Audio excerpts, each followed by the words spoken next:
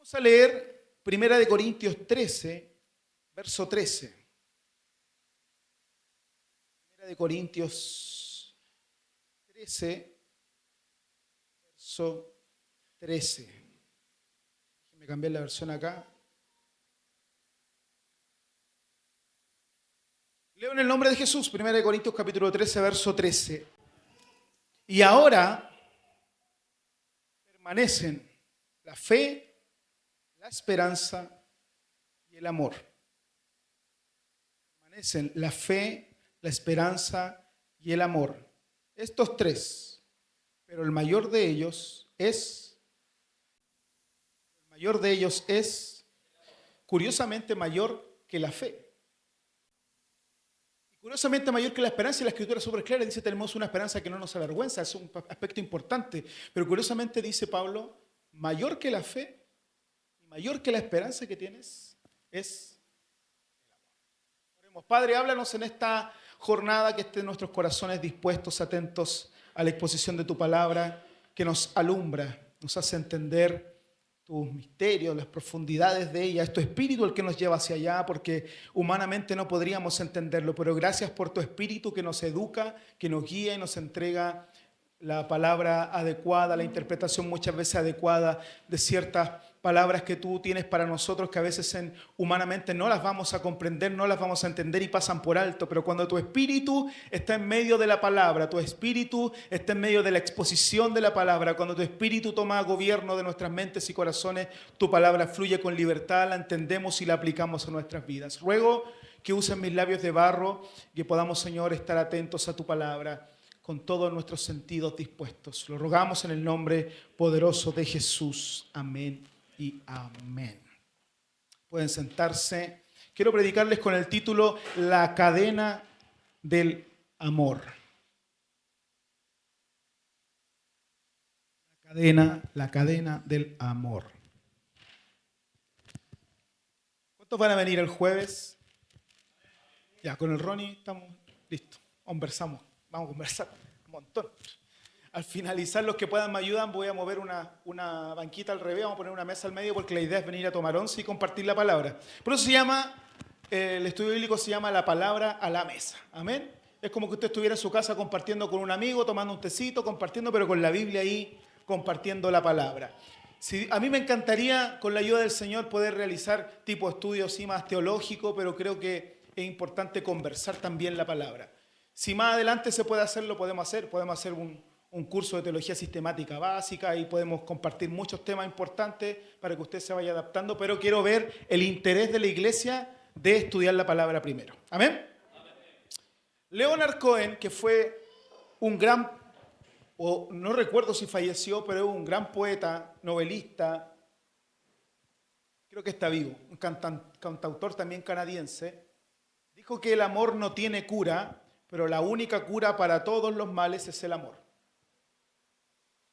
Y el médico neurólogo austriaco de origen judío, que fue el padre del psicoanálisis y una de las mayores figuras intelectuales del siglo XX, como fue Sigmund Freud, dijo un día, el que ama se hace humilde, y aquellos que aman, por decirlo de alguna manera, renuncian a una parte de su narcisismo.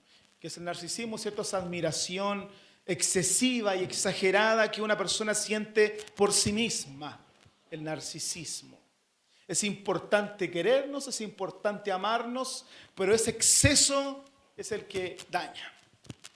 Claramente entendemos que el amor es el tema central, si podamos darle un nombre, de toda la Escritura, desde Génesis hasta el último libro, que no es el último, pero al menos en nuestro texto sí lo es, Apocalipsis. Desde Génesis hasta Apocalipsis encontramos que el resumen del libro podríamos decir que es precisamente el tema del amor. Desde el antiguo pacto hasta el nuevo, el texto sagrado se resume en una sola palabra y es amor.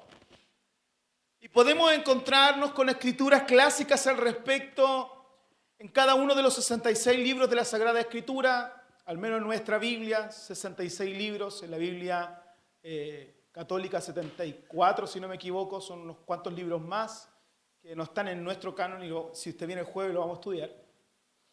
66 libros de nuestra Biblia Y tal vez uno de los textos más leídos y predicados y escuchados de nuestra Biblia es el reconocido texto de Juan capítulo 3, verso 16, que dice, venga el jueves al estudio bíblico, no hace falta estudiar la palabra. ¿Qué dice Juan 3, 16? Porque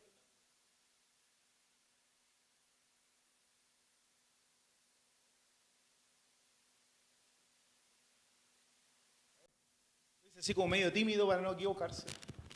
Porque de tal manera amó Dios al mundo que ha dado a su Hijo unigénito para que todo aquel que en él cree no se pierda, mas tenga vida eterna. Pero por excelencia nos encontramos un capítulo en una carta patrística que es el libro de Corintios, escrita por el gran apóstol Pablo, que nos entrega una luz súper radiante y clara, reveladora sobre lo que es el amor, y ese capítulo es el capítulo 13 de la primera carta a la iglesia de los Corintios de parte del apóstol Pablo.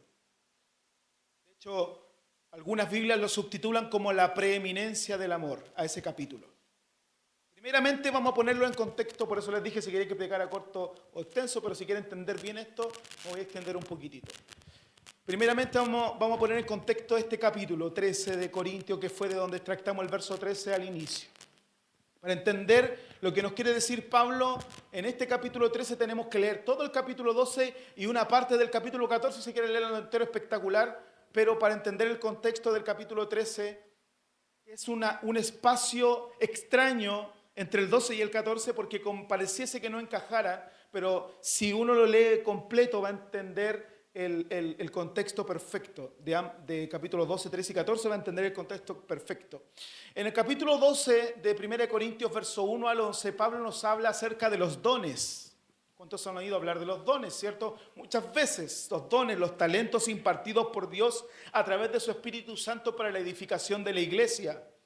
Y el gran comentarista Matthew Henry dice lo siguiente respecto a estos 11 versos. Dice que los dones espirituales eran poderes extraordinarios otorgados en las primeras épocas para convencer a los incrédulos y para difundir el evangelio. Los dones y las gracias difieren ampliamente. Ambos son dados generosamente por Dios, pero donde se da la gracia es para salvación de los que la reciben. Los dones son para el provecho y la salvación del prójimo, y puede haber grandes dones donde tal vez no hay gracia. Los dones extraordinarios del Espíritu Santo fueron ejercidos principalmente en las asambleas públicas, donde parece que los corintios hacían exhibición de ellos al faltarles el espíritu de piedad y del amor cristiano.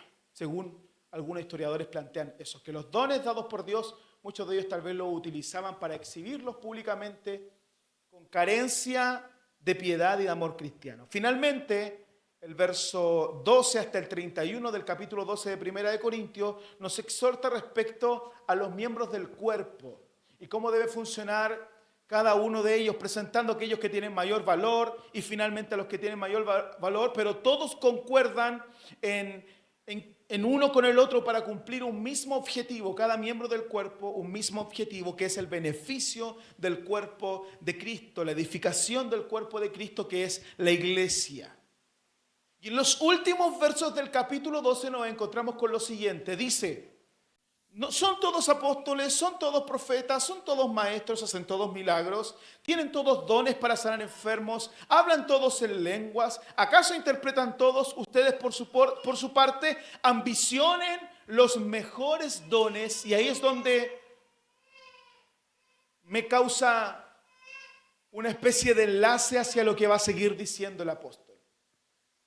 Capítulos 12 y 14 de 1 de Corintios, saltándonos el 13 que estamos estudiando ahora, Pablo se dirige principalmente al tema de los dones espirituales otorgados por Dios para la edificación de la iglesia y del cuerpo de Cristo. En lugar de celebrar los dones concedidos a cada uno de ellos, los cristianos de Corintio se han vuelto orgullosos de sus propios dones y desdeñosos, altivos, arrogantes, orgullosos, eso es desdeñoso. Me gusta eso porque se lo copia a mi papá, siempre ocupaba palabras raras y me gusta copiarle palabras raras para usarlas. Porque a veces una palabra extraña tiene mucho más significado mucho más amplio que una cotidiana. Volvieron desdeñosos, altivos, arrogantes dados los dones que tenían. Entonces los dones espirituales se habían convertido para ellos en una fuerza divisoria. Tomado como lectura la nueva traducción viviente, perdón, la nueva traducción internacional, o la NBI, nueva versión internacional, dado que hay un pequeño detalle que es bastante importante en este texto de Corintios. Si vieron, yo leí 1 Corintios 13:13, pero tengo acá extractada la versión, la NBI. En la traducción 1909 y 1960, que son las dos versiones antiguas, conocida 1909 como la versión antigua y 1960 como la nueva versión, concluye el capítulo 12 de 1 Corintios de la siguiente manera. Lo concluye así: mas aún yo os muestro un camino más excelente. Eso dice 1 Corintios 12:31. ¿Recuerdan de qué venía hablando? De los dones del Espíritu, de los miembros del cuerpo. Y el verso 31 finaliza diciendo: mas aún yo os muestro un camino más excelente. Palabras que introducen lo que nos va a decir acerca del amor en el capítulo 13. La mayor parte de los teólogos concuerdan que la interrupción en este capítulo es como desafortunada. Recuerden que, se los voy a repetir siempre para que nunca lo olviden, la Biblia no se escribió por capítulo ni por verso. Esto usted lee los textos originales y escritos. No hay división de capítulos, ni subtítulos, ni versículos, así que no haga... no deifique eso, como no, es que aquí este punto que no, sí. Eso fue para darle una mejor interpretación que lo hicieron los que tradujeron los textos, pero originalmente no es así. Y aquí algunos concluyen en que hay una suerte de interrupción desafortunada de los que hicieron la traducción al hecho de que este verso 31 hayan terminado ahí el capítulo, ¿cierto? Más yo aún os muestro un camino más excelente, porque verdaderamente para muchos este verso debiese ser el inicio del capítulo 13. Dado esto, es que hay algunas versiones, como la NBI, que la tengo en versión chica y en grande, la grande, ahí me la pidieron, me la tomaron, no sé si se la habrán llevado o estará por ahí dando vuelta. En la casa uso el computador para leer, entonces, pero por ahí debe estar, o en la casa. Y curiosamente ahí había dejado ¿cómo se llama? La rifa. Así que no voy a poder traerte la rifa, vale. No me escuchó, así que... NBI hace esta traducción de la manera adecuada.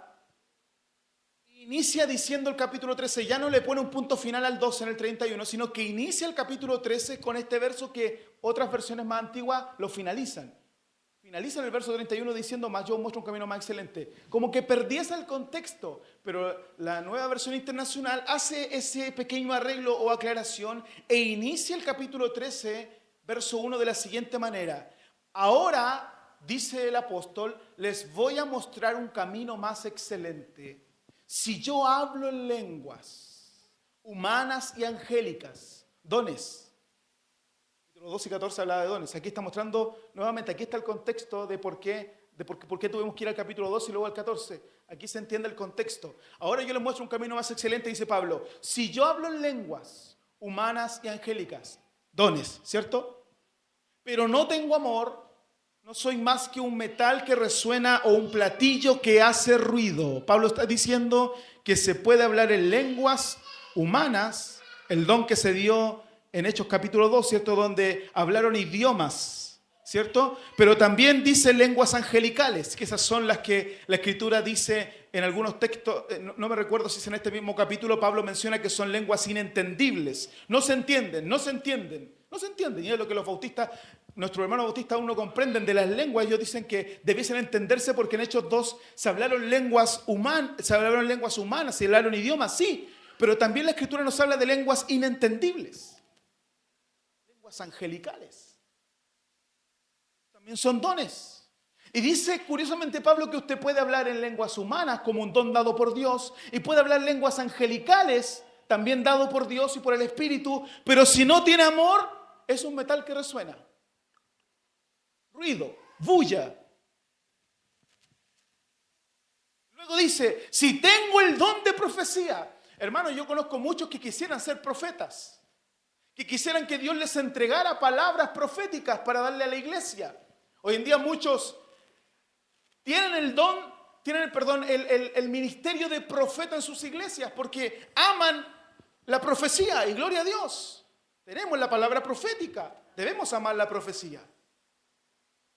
Pablo dice, si tengo el don de profecías y entiendo todos los misterios, en otras palabras, es un crack en las escrituras y las comprende y Dios le revela y le muestra todo. Y poseo todo el conocimiento y gloria a Dios, siga aprendiendo, siga introduciéndose en la escritura, aprenda lo más que pueda, es importante. El conocimiento, dicen por ahí, no ocupa lugar, es muy importante aprender. Y dice Pablo, y si tengo una fe, otra vez utiliza la fe, que es tan importante para el cristianismo. Él dice, puedes tener don de profecía, puedes ser un erudito, saber los misterios de la Biblia, puedes tener don de conocimiento y puedes incluso tener una fe que logra trasladar montañas. Y remata, pero me falta el amor, no soy nada. Reparto entre los pobres todo lo que poseo. Ahora se está metiendo en otro terreno importante que es la importancia de entregarnos como Cristo lo hizo por la humanidad desinteresadamente, solo por amor, por servicio. Pero dice que también se puede entregar a los pobres sin amor. Mire, dice, si reparto entre los pobres todo lo que poseo y si entrego mi cuerpo para que lo consuman las llamas, pero no tengo amor. O sea que se puede dar, se puede ser generoso, se puede extender la mano al que la necesita, pero sin amor. Con el único fin de ser vistos. Dice, si no tengo amor, nada gano con eso. Pablo inicia de manera magistral este capítulo porque no está diciendo que lo que exhortó antes en el capítulo 12 sobre los dones, respecto a la búsqueda de los dones para la edificación de la iglesia, estuviese mal. No está diciendo eso. De hecho, en el capítulo 14 de 1 de Corintios inicia diciendo, empeñense en seguir el amor y ambicionen los dones espirituales, sobre todo el de profecía. Así es que no dice que descarten el buscar los dones como iglesia, son importantes. Sino que está motivando a la iglesia, ambicionen los dones espirituales y sobre todo el de profecía, ambiciónenlo. Pero inicia el capítulo 13 diciendo, ahora les voy a mostrar un camino más excelente.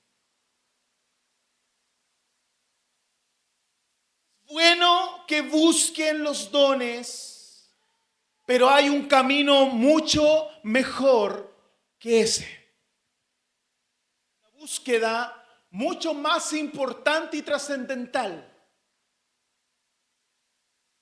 Tremendo es entender que no importa lo que hagamos, que todas nuestras buenas obras, toda nuestra búsqueda por alcanzar dones importantes y vistosos, o por hacer obras vistas por los hombres, si eso no es en la búsqueda de bendecir el crecimiento y la edificación de la iglesia y del cuerpo de Cristo, entonces no tiene ningún sentido. Solo es para que los demás nos admiren. Si no buscas impartir gracia a otros, no tiene ningún sentido. Si tu búsqueda no es para bendecir a otros, no tiene ningún sentido. Esta misma causa que les escribe a los mismos Corintios en el capítulo 16, verso 14, un texto que les he hablado muchas veces, hagan todo con amor.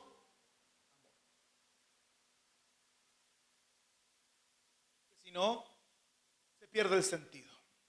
Ahora les voy a hablar lo central que lleva por título Cadena del amor. Finaliza el capítulo 13, en el verso 13 de este capítulo de 1 de Corintios de una manera espectacular. Dice, ahora pues, que lo leemos al principio, permanecen estas tres virtudes: la fe, la esperanza y el amor, pero la más excelente de ellas es el amor. Lo único que siempre permanece por sobre todas las cosas es el amor.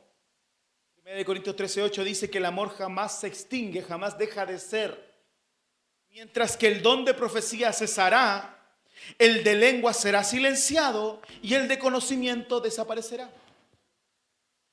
Pero dice lo único que se mantiene y no se extingue, dice, es el amor. Profecía cesará, lengua será silenciado y el conocimiento va a desaparecer. Para definir amor bíblico, me gustaría reflejarlo en una cadena de diferentes eslabones. Imagínense una gran cadena con varios eslabones juntitos. Tengo 4 eslabones importantes para el amor, para definirlo bíblicamente. 4 eslabones que se abrazan en esta cadena llamada amor. El primero es el amor de Dios por nosotros. ¿Alguien se siente amado por Dios? Asumo que sí. Antiguamente habían hermanos que decían: yo soy regalón de Dios. El amor de Dios por nosotros. Segundo, el amor de Dios hacia nosotros. Tercero, el amor entre hermanos. Y cuarto, el amor hacia el prójimo. Entonces, el amor de Dios por nosotros, el amor de nosotros hacia Dios, el amor entre hermanos y el amor al prójimo. ¿A qué nos referimos cuando hablamos del amor de Dios por nosotros? De esto, si nos introducimos en la Escritura, nos vamos a dar cuenta que no existe ninguna duda. De principio a fin en la Escritura Santa se nos enseña que Dios nos ama. Es más, su amor no tiene fin de día, según Jeremías 31:3. Hace mucho tiempo, dice Jeremías, se me apareció el Señor y me dijo: con amor eterno te he amado. Con amor eterno te he amado. Nada que yo haga, esto significa que nada que yo haga o deje de hacer hará que Dios me ame más o me ame menos. Dios nos ama con amor eterno. Siempre les digo a quienes conversan conmigo de vez en cuando y me piden consejos y porque se sienten mal en algunas áreas, les digo: no dudes del amor de Dios hacia ti. No puedes dudar del amor de Dios porque su amor es eterno y su esencia es amor. Si dejara de amarte, se negaría a sí mismo, y Dios no se niega a sí mismo. De Juan capítulo 4, verso 10 declara: en esto consiste el amor, no en que nosotros hayamos amado a Dios, sino en que Él nos amó y envió a su Hijo para que fuera ofrecido como sacrificio por el perdón de nuestros pecados. Aquí radica el amor perfecto y eterno de Dios, en que no fuimos nosotros quienes nacimos amándole. Usted no nació amando a Dios, sino que fue Él quien nos creó, porque nos amaba desde que estábamos en sus planes creacionales, ni siquiera en el vientre de nuestra madre. Estábamos en sus planes eternos, desde ahí ya nos amaba. Por eso es que la Escritura dice que el Cordero de Dios, que fue sacrificado desde antes de la creación del mundo, su plan ya estaba desde antes que tú nacieras. De antes que tú existieras, el amor de Dios ya se había extendido hacia la humanidad, entregando a su Hijo, inmolado desde antes de la fundación del mundo. En otras palabras, Dios nos ama eternamente, porque antes de que Adán y Eva fuesen formados, Dios ya nos amaba en sus pensamientos eternos.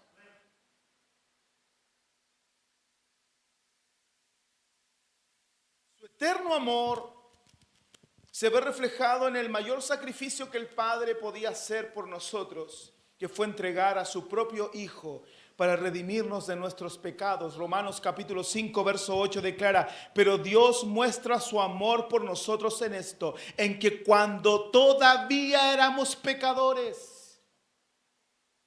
Muchos parece que no lo entienden, se cabecean y no lo entienden.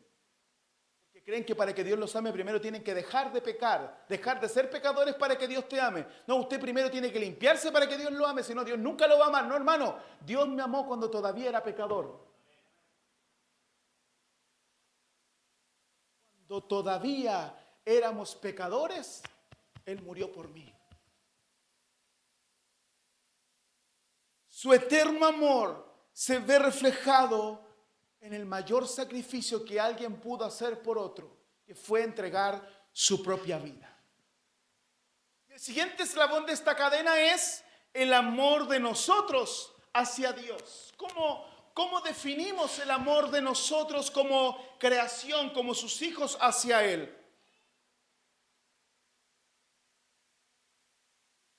Este precedente antes, ahora cuando hablamos del amor de Dios por nosotros, pero voy a volver a tocarlo, y es que no fuimos nosotros quienes nacimos amando a Dios. Fue Él quien nos amó primero. Por lo tanto, nuestro amor hacia Él es una reciprocidad. Porque Él me amó, yo aprendí a amarlo. Nosotros amamos a Dios, primera de Juan 4:19, porque Él nos amó primero.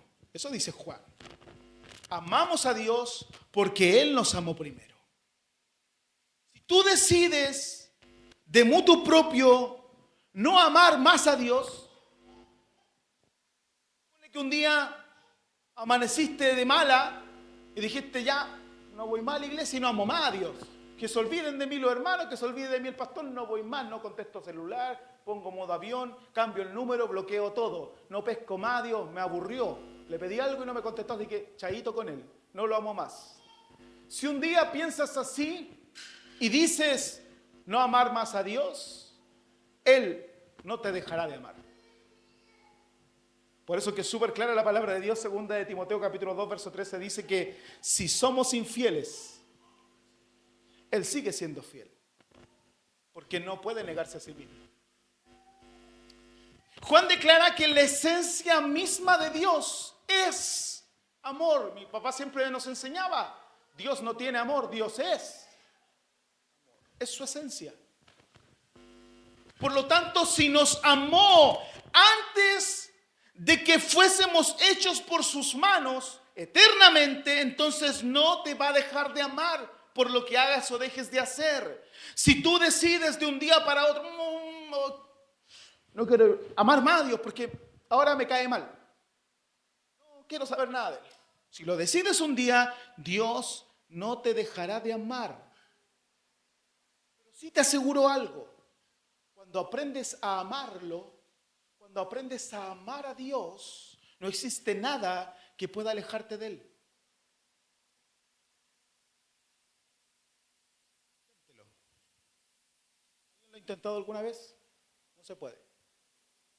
Nada que pueda alejarte de Él. Volverás una y otra vez a sus brazos. El profeta Oseas declara, un texto que amo en el capítulo 11, verso 3, yo fui quien enseñó a caminar a Efraín, dice Dios. Yo fui quien lo tomó de la mano, pero él no quiso reconocer que era yo quien lo sanaba. Y en el verso 4 dice, por esta razón lo atraje con cuerdas de ternura, lo atraje con lazos de amor. Por más que quieras alejarte y decidir no amarlo, Él nos tiene atados con lazos de amor eterno. Es que cuando aprendes a amar a Dios, de verdad no quieres alejarte más de Él. Yo no estoy en la iglesia por costumbre. Yo vengo a la iglesia porque es una costumbre dominical. Yo me congrego porque quiero expresarle mi amor con la misma comunidad que asumo que también quiere expresarle su amor de la manera más expresiva posible, de la manera más libre posible, porque en mi casa no voy a poder estar gritando a viva voz, ni cantando a toda voz y los vecinos escuchándome y golpeándome. Oye, ¿qué le pasa a esa familia loca que está ahí gritando? Pero aquí en la iglesia nadie puede levantarse y decirle, pastor, usted está loco, tanto que grita y tanto que alaba a Dios, y qué es esa lengua que está hablando y qué hace ahí llorando como loco aquí. Yo alabo con libertad porque estoy en una comunidad de fe que si Cristo los libertó, los hizo verdaderamente libres. Y asumo que todos amamos a Dios de la misma manera. Así que cuando aprendo a amar a Dios, no hay nada que pueda volver a alejarme de Él. Cuando experimentamos el amor eterno del Padre, solamente quieres estar entre sus brazos. Bueno, todo esto como piso. Vamos a ver los dos últimos puntos, que es de lo que me quiero enfocar hoy. pegarles. Usted va a decir, el pastor siempre enseña de lo mismo, sí. Yo voy a enseñarles de lo mismo. Porque no existe otro mensaje más importante en la Escritura, en la historia bíblica, que el amor de Dios por nosotros, de Dios, de nosotros hacia Dios. Y los últimos 2 puntos, si alcanzo, ¿querés? Llevo 25 minutos. Ven series de Netflix de 5, 6, 7 horas pegados ahí en cadena y no van a estar 1 hora escuchando. Los últimos 2 eslabones que van a concluir este mensaje central de este sermón son: ama a tu hermano en la fe y ama a tu prójimo. Hay 2 cosas que al cristiano se le complican una enormidad cuando hablamos del amor. Nos hace difícil amar a nuestra cónyuge, eso espero. No se le haga difícil amar a su esposo o su esposa. No se nos debería ser difícil amar a nuestro cónyuge. No se nos debería ser difícil amar a nuestros hijos, amar a nuestros familiares, a nuestros padres. Eso es fácil. Amar a quienes nos han hecho un bien, etcétera. Eso es fácil. Pero cuando hablamos de estos 2 eslabones finales de esta cadena del amor, vamos a entrar en un área bastante compleja para el ser humano. Cuando la Escritura nos enseña sobre amar a nuestros hermanos en la fe y amar a nuestro prójimo, a muchos se les explota el cerebro.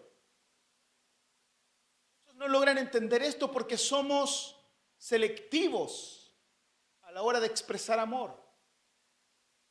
Selectivos a la hora de expresar amor sincero a nuestros hermanos en la fe.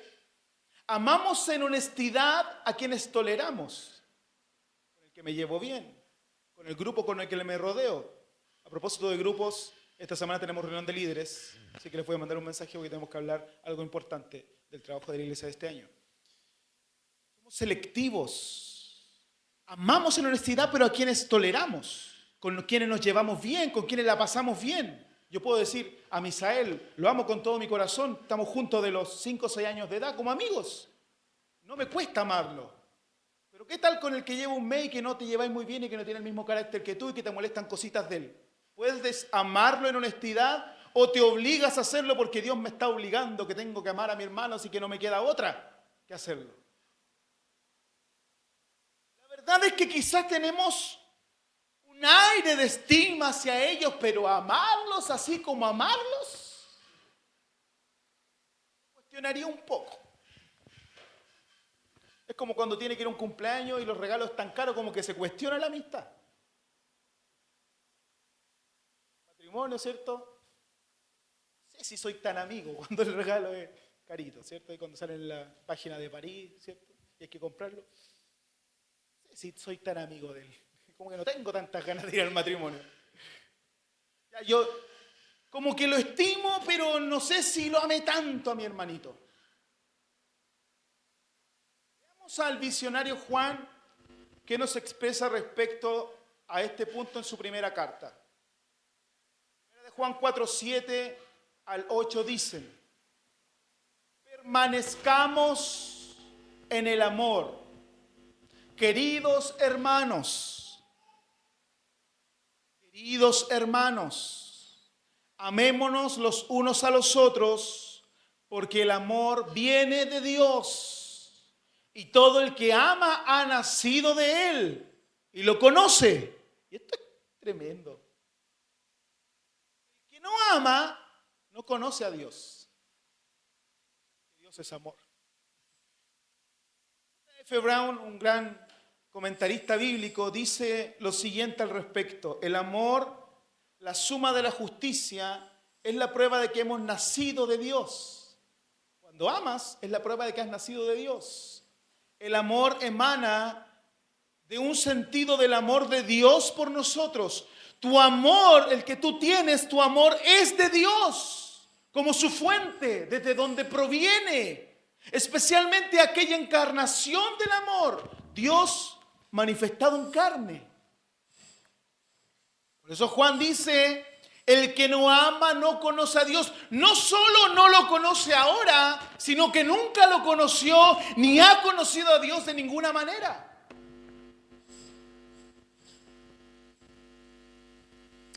William MacDonald dice que aquí Juan reanuda el tema del amor por los hermanos. Enfatiza que el amor es un deber. Es un deber. Consecuente con el carácter de Dios. Debemos amarnos, dice Juan. Como se ha mencionado ya con anterioridad, Juan no está pensando en el amor común entre todos los hombres, sino que de aquel amor para con los hijos de Dios que ha sido implantado en los que han nacido de nuevo. Levante su mano el que ha nacido de nuevo aquí. Yo, gloria a Dios, que hemos nacido de nuevo. Su amor implantado en los que has nacido de nuevo. El amor es de Dios en cuanto a su origen. Y todo aquel que ama, aquí hay una expresión gloriosa de Juan, el que ama es nacido de Dios. Y conoce a Dios. Usted no conoce a Dios por lo mucho que sabe de la Biblia. Usted conoce a Dios, según el escritor, porque ama. El que no ama no ha conocido a Dios, porque Dios es amor. Queridos hermanos, dice Juan en su primera carta, capítulo 4, verso 11, ya que Dios nos ha amado así, también nosotros debemos amarnos los unos a los otros.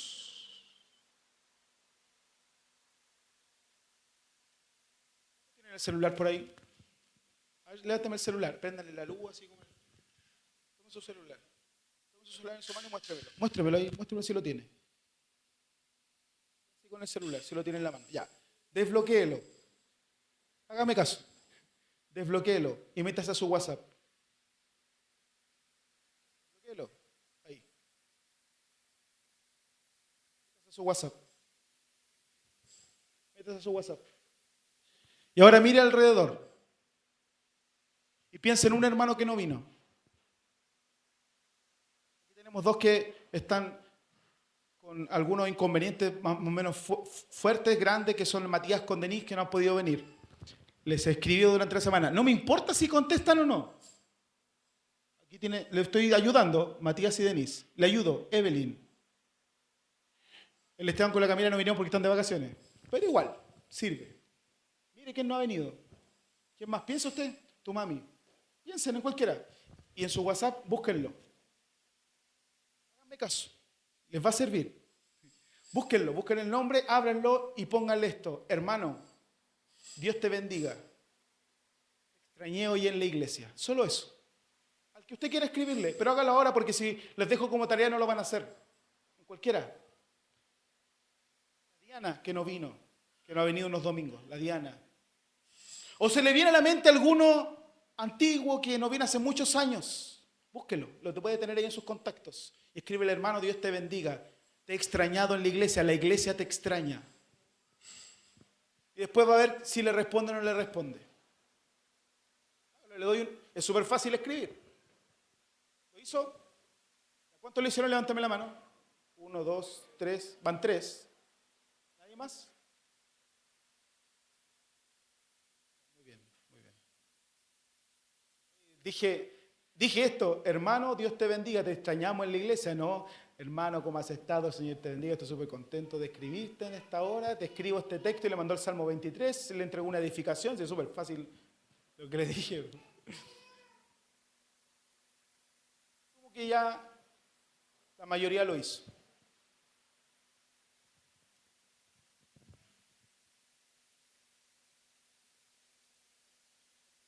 Era de Juan 4:11. Queridos hermanos, ya que Dios nos ha amado así, también nosotros debemos amarnos. Es un deber. Debemos amarnos los unos a los otros. Debemos.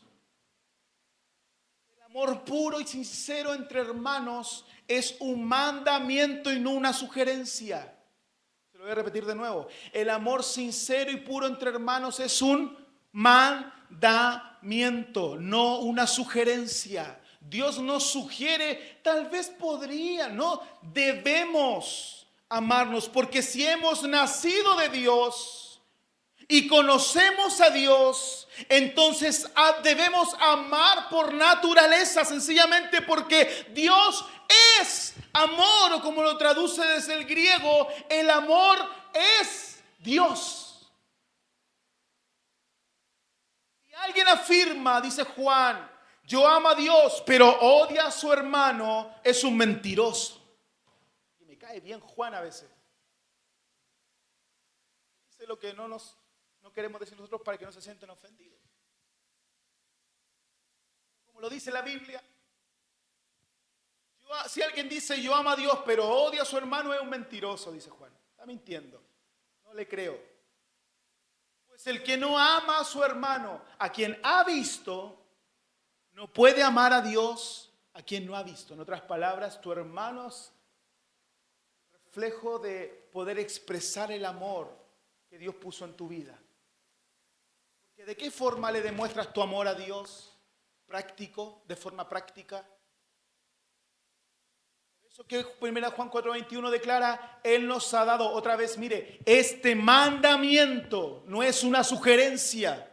Usted que ama tanto los 10 mandamientos, usted que ama tanto los mandamientos de la palabra de Dios, este es otro mandamiento que le regalo. Él nos ha dado este mandamiento. El que ama a Dios, ame también a su hermano. Te caiga bien o te caiga mal, aprende a amarlo de verdad. Y resumo esto. Estoy terminando, concluyendo. Si no sabemos amar a nuestros propios hermanos en la fe, todos los domingos, al que le mandaste un mensaje recién, al que ves de vez en cuando en la semana, con el que te conectas de forma online, con los que te vas a ver este jueves a las 8 de la noche en este lugar. Si no aprendes a amar a tus propios hermanos en la común fe, ¿cómo pues podremos amar a todos los que nos rodean? Sea creyente o no, ya sea un seguidor de Dios o un ateo, ya sea alguien que profesa la piedad o que vive en impiedad, ya sea judío o cristiano, sea trinitario o unicista, sea presbiteriano o bautista, sea católico o mormón, sea budista o musulmán, sea heterosexual o homosexual, sea drogadicto, alcohólico o prostituta, sea un puritano o un asesino, ¿cómo amaremos a nuestro prójimo? ¿O acaso Dios hizo distinción para morir? Dijo, voy a la cruz por algunos, por los que se ven bonitos y santos. Nos amó a todos. Se entregó por todos y de esa forma Él quiere que amemos.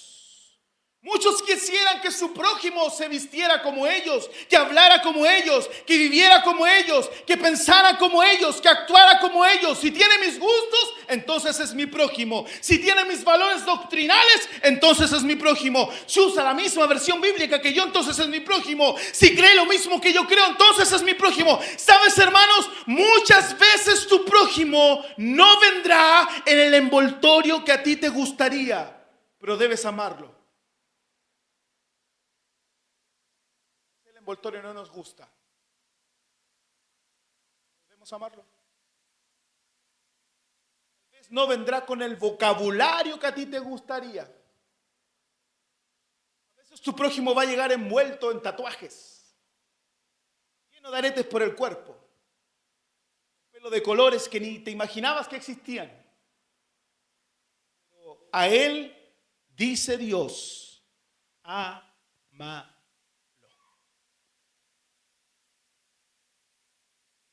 El aroma que te gusta quizá, porque no tuvo la ventaja de tener una familia que lo amara y lo cuidara en su hogar y vive en la calle. Dios te dice, ámalo. Yo te he amado a ti, porque tú no siempre estuviste limpio.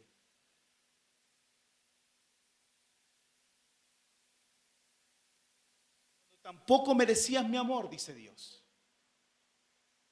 A veces que te sientes indigno.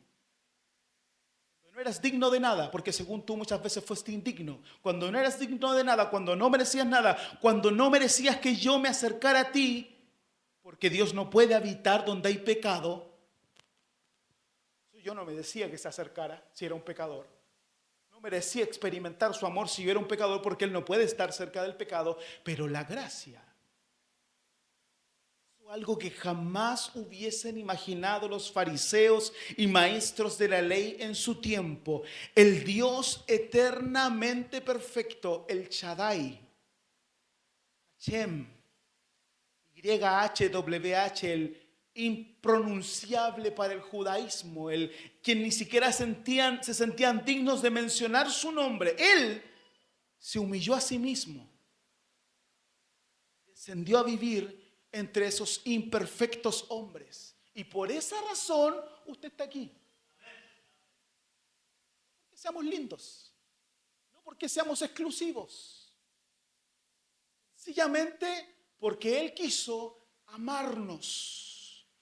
Pablo dice en 2 Corintios 5:21, al que no cometió pecado alguno, por nosotros Dios lo trató como pecador, para que en Él recibiéramos la justicia de Dios. Hermano, mira cuán gran amor nos ha dado el Padre, y ese mismo amor quiere expresarlo a tu prójimo, pero a través de ti.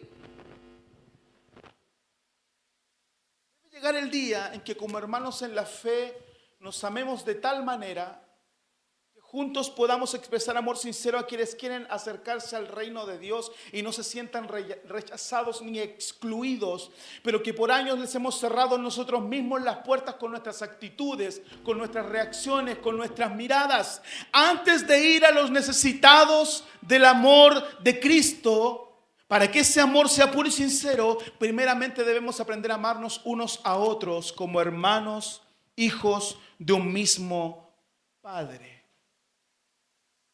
He conversado muchas veces con amigos pastores, con mi esposa, con cercanos, y les digo, a veces siento que las iglesias les cuesta crecer, están en un estancamiento, incluso nosotros a veces estamos en estancamiento porque hay cosas que sanar y todo se sana con amor.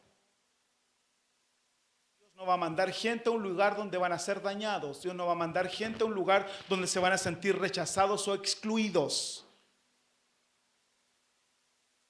Para poder amar a nuestros prójimos, a quien Dios ponga frente a ti, debes primero aprender a amarte con el que tienes al lado, atrás, que los ves todos los domingos, al que le mandaste un mensaje recién.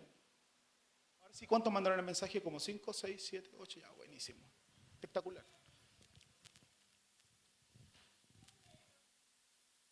Finalizo con esto.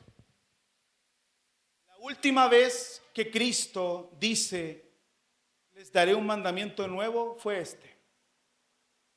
Este mandamiento nuevo les doy, y les regalo este texto para que lo guarden. Juan capítulo 13, verso 34 y 35. Juan 13, 34 y 35. Un mandamiento nuevo les doy, que se amen los unos a los otros, así como yo los he amado, también ustedes deben amarse los unos a los otros. ¿Por qué? Porque de este modo todos sabrán que son mis discípulos, si se aman los unos a los otros. No van a saber que eres discípulo de Cristo porque te sabe la Biblia al revés y al derecho. No van a saber que eres discípulo de Cristo por cómo te ven. Van a saber que eres discípulo de Cristo porque amas a tu hermano.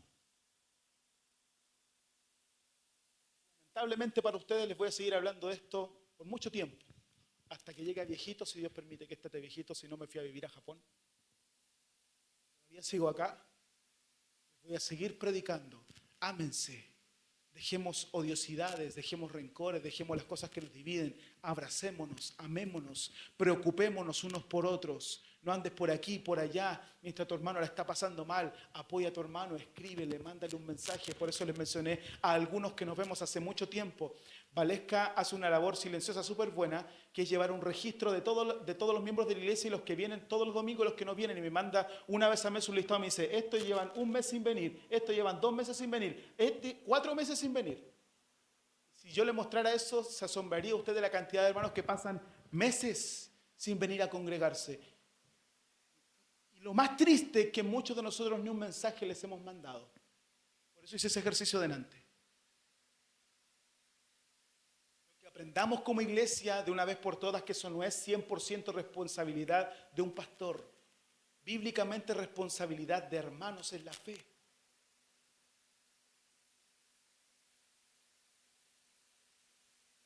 Tiene que guiar, tiene que cuidar.